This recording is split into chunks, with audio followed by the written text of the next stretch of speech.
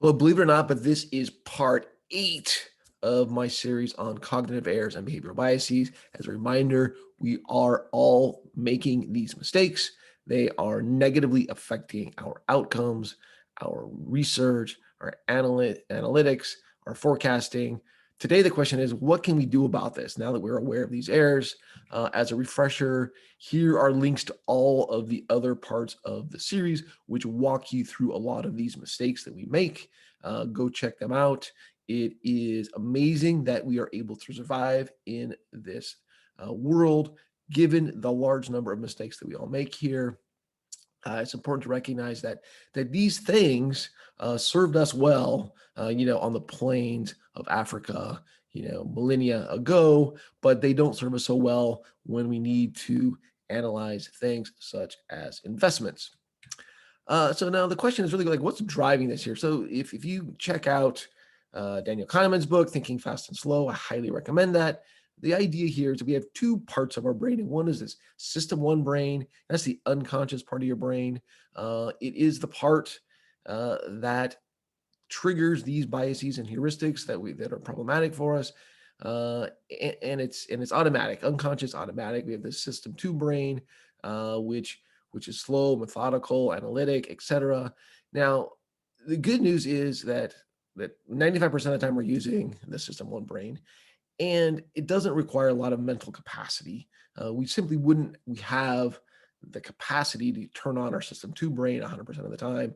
So that leaves us some solid brain power when we actually need to turn on that system two brain. Okay, the bad news is, of course, the heuristics and biases that are built into the system one brain. So this thing is on all the time. It's making the vast majority of our decisions, and it has these errors kind of built into it, so to speak.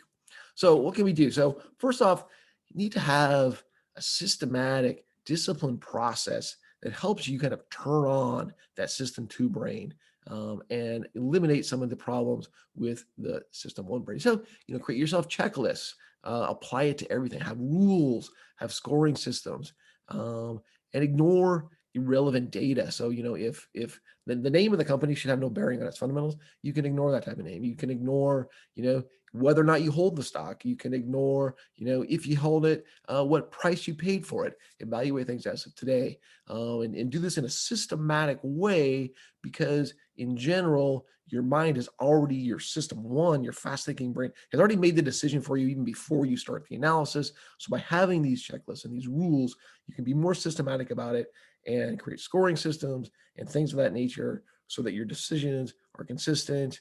You're using all the relevant information there. You're ignoring irrelevant information. And then, of course, you want to go back and evaluate this process to make sure that it's effective at analyzing and forecasting, etc. Um, Another big crucial thing is you have to think about base rates. So what I mean by base rates is, what are the probabilities of something happening? Okay, if you think about stocks, you think, what are the probabilities that a stock will outperform its index? Well, if you go back and look historically, you're going to find that about 45% of stocks outperform their index and about 55% underperform. That, of course, varies year to year. You're going to find, anything that you're thinking about, hey, this is a valuable characteristic, hey, it has a growth rate of X. Well, let's go back and see what the base rates are. Companies with that growth rate, how many of them outperform. Think about your growth assumptions. Hey, I think this company is going to grow for that every year for the next 15 years. How often has that happened in the past versus how many stocks are there out there? Think about base rates and reassess your probabilities of success based on these base rates. And it's couldn't stress that enough. Uh, and by the way, I did two analyses, really simple analyses of Tesla and of Zoom. And part of the big thing there, why I'm so negative about both these companies, especially Zoom, it's crazy.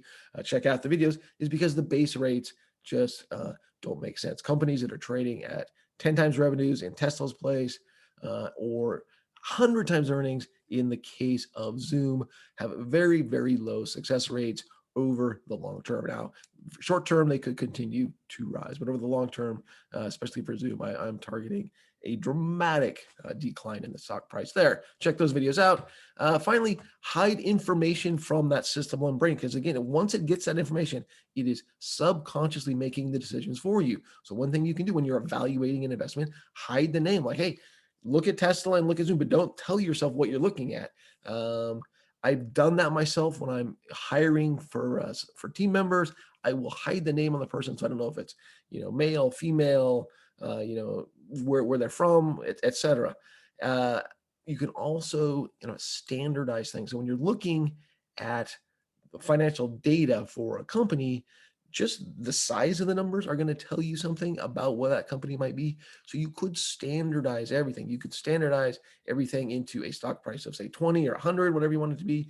You could standardize say revenues to $1 billion and then adjust all the other numbers. So when every time you're looking at something, it makes first it's going to make it easier to compare, and it is going to make it harder for your system one brain to determine what it is you're looking at. Obviously, hide the framing information from your system one brain. You don't want to know if you hold the stock or not. You don't want to know if you hold it, what you price you paid at it. Find a way to keep these types of data away from that system one brain, so it won't be able to make one of these fast decisions. Finally, you just need some kind of process that helps you halt these cognitive errors, and it's going to take some trial and error to figure out which mistakes you're more prone to, how you can counteract that, how you can turn on the system two brain or turn off the system one brain in order to counteract and hopefully halt these cognitive errors and improve your forecasting and analytical ability. Thanks so much. I hope you enjoyed this series.